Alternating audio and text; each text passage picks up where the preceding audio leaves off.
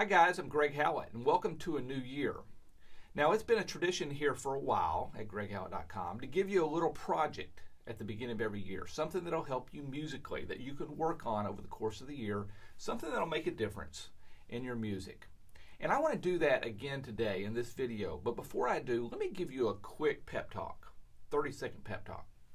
Because a lot of you send me emails and correspondence that sort of sounds the same. It goes something like this. Greg, I've been playing the piano all my life, but I still don't know how to do what you do. I want to be able to play by ear. I want to be able to play without having music in front of me, but I just don't know how. The mountain of information is just too big. I don't know where to start. Now, I always answer that correspondence the same way. I say, here's how you start. You just jump in and start doing it, little by little, bit by bit, and over time, it makes a big difference. In other words, jump into the pool. Now, you can jump into the shallow end and doggy paddle.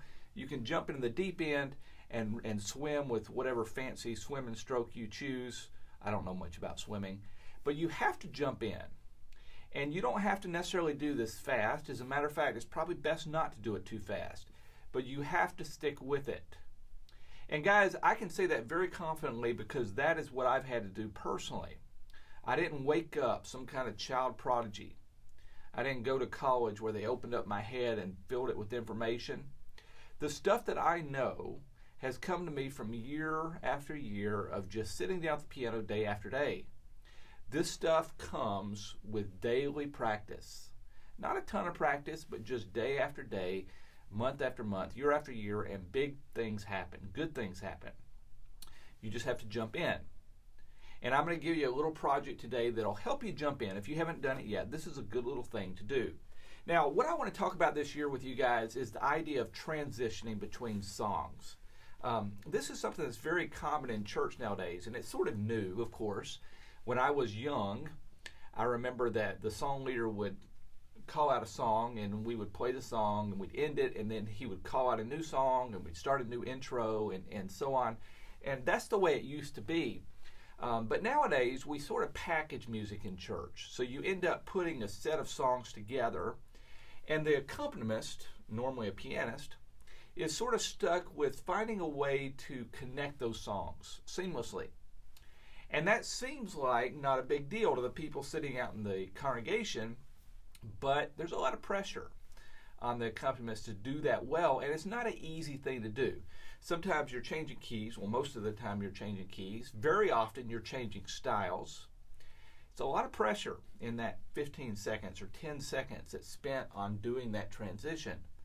So today I want to give you a little 3-step process to help you with learning how to do transitions between songs. This is something that sounds simple, and the first 2 steps are pretty simple, but it's going to take some time, and that's why it's a year-long project for a lot of you. And if it takes a year, it's fine. It's still something that I'm working on after a lot of years.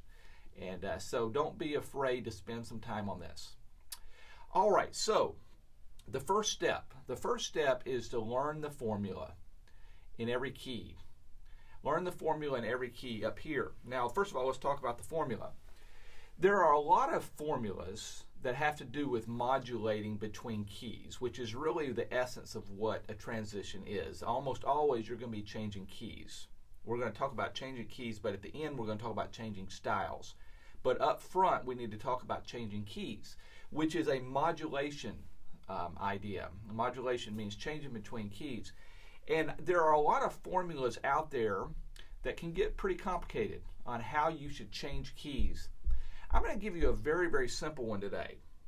Now, don't get me wrong. There are places for much more complicated modulations. I could talk about this for hours. There's hundreds of them. I know about pivot mods and all the different kind of modulation strategies there are. But at the end of the day, there's one that you just simply have to know for the particular purpose that we're discussing today, transitioning between songs in congregational music.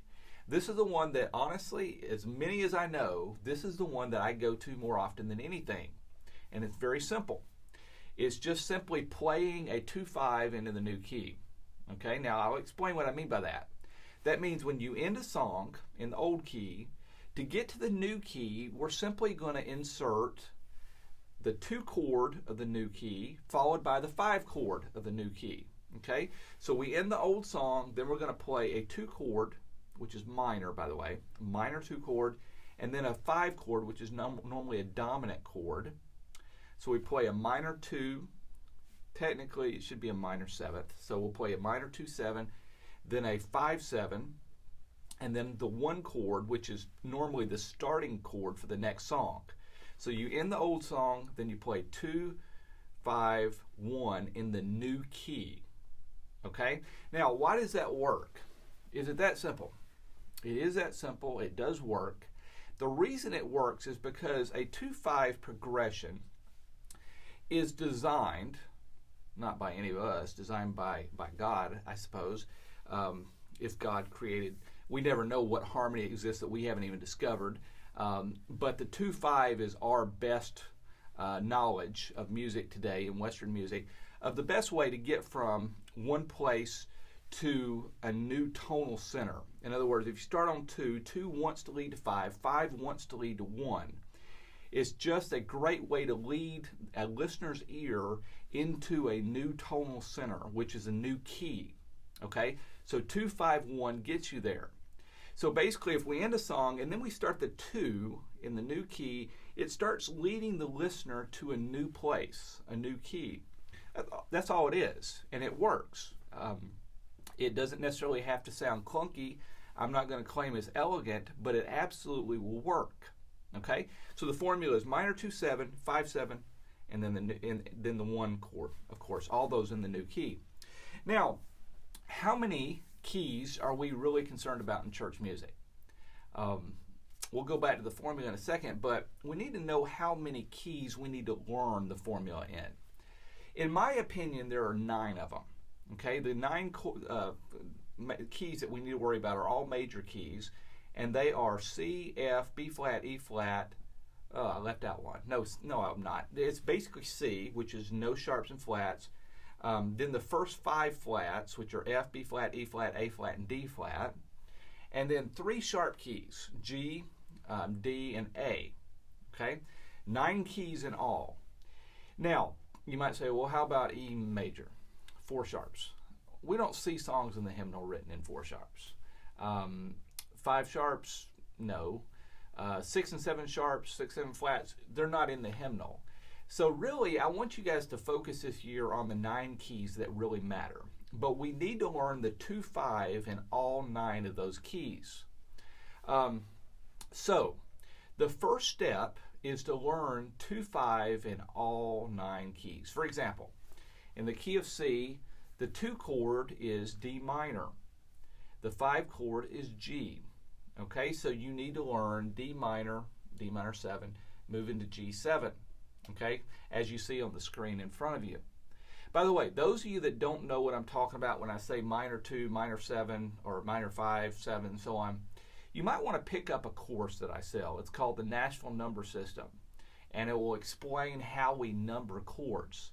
But I don't want to go into it in this video because most of you know, and it would just be redundant, and I want to try to keep the length of the video short. So we talk in terms of numbers, but we're going to go 2 and 5. But we need to learn the 2-5 by letter in each key. In the key of F, we need to know G minor 7, move into C7. Okay, just like you see on the screen. Now, the thing that you guys need to do for step 1 is simply to memorize this chart. It shouldn't take you long. If you write it down on a note card and carry it to church with you or carry it to work with you and pull it out when you have a minute, or when you're watching TV at night, pull it out when you're during the commercials. You'll be shocked at how short a time it takes to learn this chart. It won't take you long. Step 1 is simply to get the chords here. So if I quizzed you and I said in the key of A, what's the 2-5? You should be able to say B minor moving to E7 pretty quick. If you can do it quick, you're in good shape. That's step 1. Okay?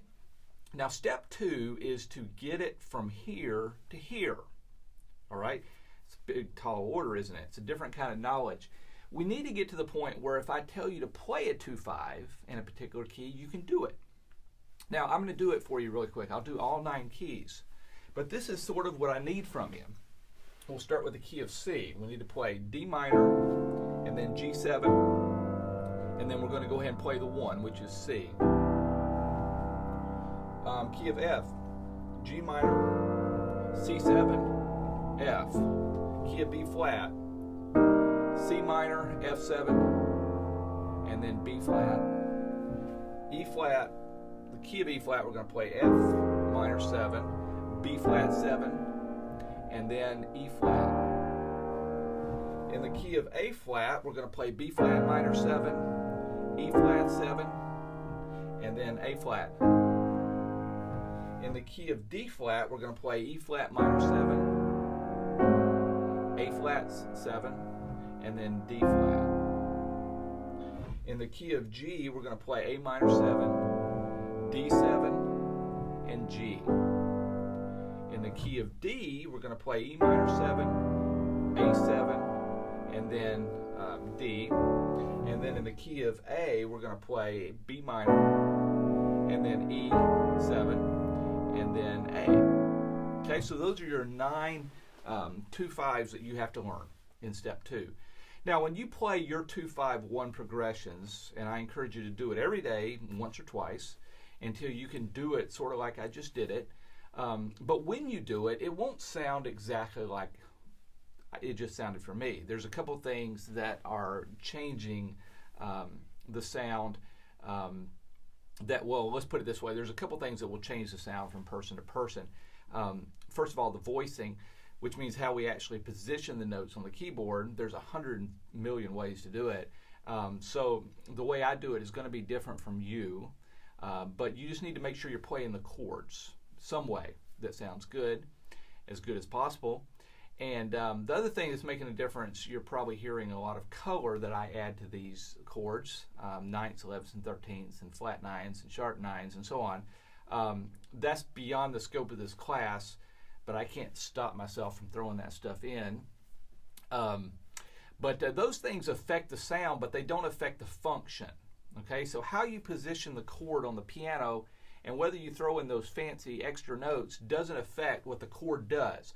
A 2 chord wants to move to 5 regardless. A 5 chord wants to move to the 1 chord regardless. Okay, so I don't care how you play the 2-5-1. I just want you to make sure you're playing the right notes, the main notes in each chord. Okay, so step 2 is to get to the point where if I told you to play the 2-5-1 in any key, you could do it quickly. If I called out B flat, you would be able to do it really quick. That's the goal. Okay, that's step 2. So far, so good, right? We're probably talking about, I don't know, a month, 2 months worth of work at the most. Step 3 is sort of where the rubber meets the road, though. Step 3 is where we actually start applying this to songs. Okay, so again, remember, we're going to end a song in the old key, normally on the 1 chord, though these days, not so much, depending on what kind of music you're using in your church.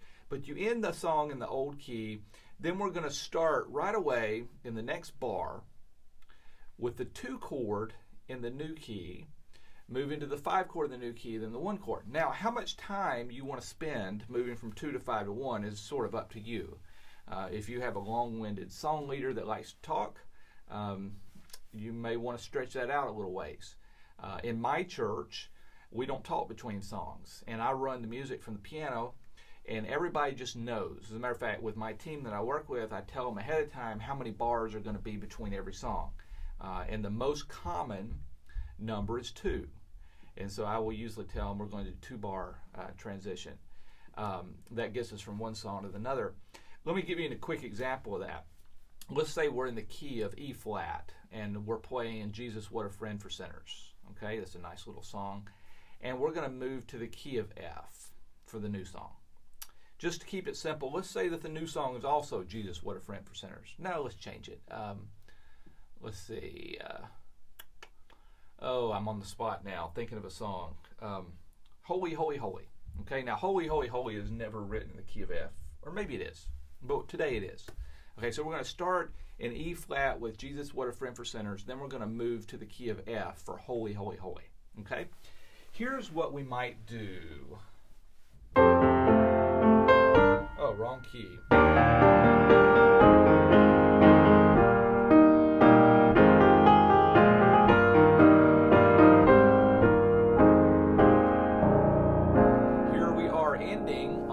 that chord.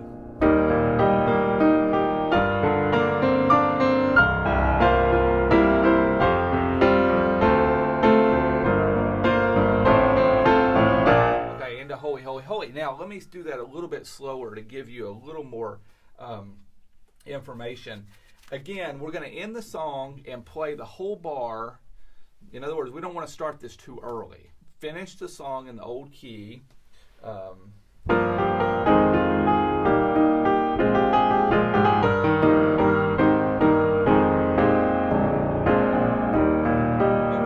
now we move to the new key. We're going to the key of F, so we need to play the 2-5 in the new key, which is G minor 7, moving to C.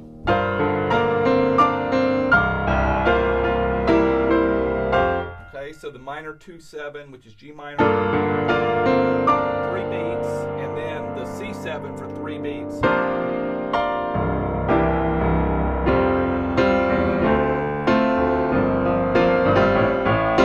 Okay, so I don't know if you play Holy, Holy, Holy that way in your church. I might from time to time.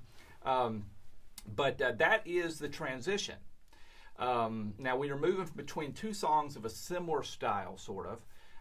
We'll talk about style here more in a second, but that's the essence of it. Now, I use 2 bars, 1 bar of G minor, and then 1 bar of C7. Technically, I played a little C7 sus, suspended for some of that, which I like to do. But just think of it as C7. And that is the transition.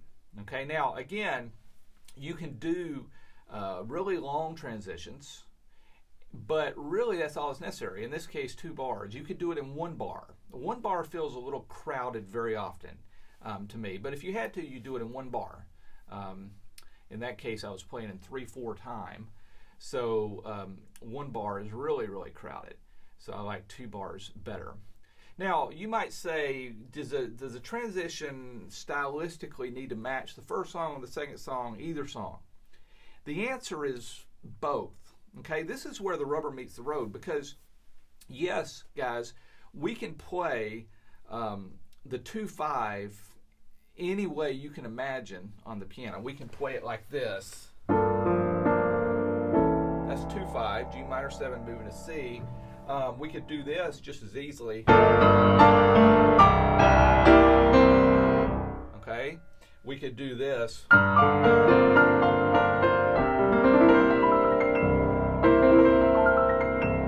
Notes. 3/3 times the charm, right? Those are all 2-5 progressions, but they don't all fit in every particular situation. So you need to sort of take into account the style of the songs that you're going between. In those cases, we have 2 sort of majestic songs, so we need to sort of play from that perspective. That doesn't mean you have to completely match the style. But in this case, especially because I'm going into holy, holy, holy, I made the transition fairly big. Okay, so when you're starting to learn how to play these 2-5s in every key, it's a good idea to start learning how to play them in different styles. This is where the rubber meets the road. Actually using them in real life music so they sound authentic. You don't want to do this.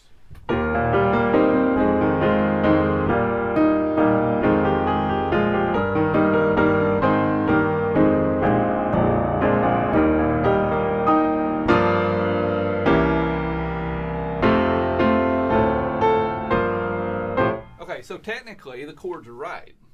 They right 2-5, but it didn't sound right. So you need to make sure that you are taking into account how it sounds. Let's do it between 2 slow songs. Okay, so we're going to stick with the same 2 keys, E flat moving to F. We're going to start with "Take My Life and Let It Be," and then we're going to move to "I Love You, Lord." Okay, here we go. "Take My Life and Let It Be."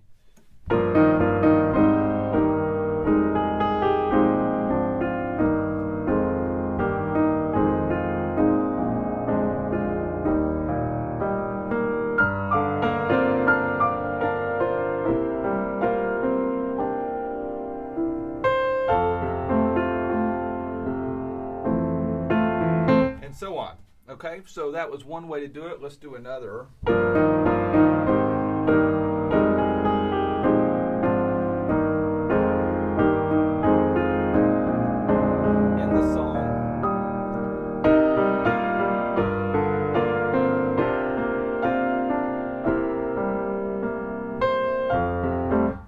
Well, obviously, as many options as you can imagine, there are, I don't know, millions of ways that you can play those kind of transitions. And some will sound good, some of them won't. But that is your style. That's what you come up with on your own. But you need to try to come up with a style that sort of complements what's going on musically between the two songs. Sometimes, by the way, there's a big transition. Let's sort of combine things. Let's say we're starting with that holy, holy, holy, and then we're going to come down to Take My Life and Let It Be. Okay, now the transition needs to change a little bit. We're going to be using the transition not only to change keys, but we also want to use it as a way to change the style. So people are sort of adjusting not only to a new key, but also to a new style. So you might do this. How does holy, holy, holy end? God in three persons.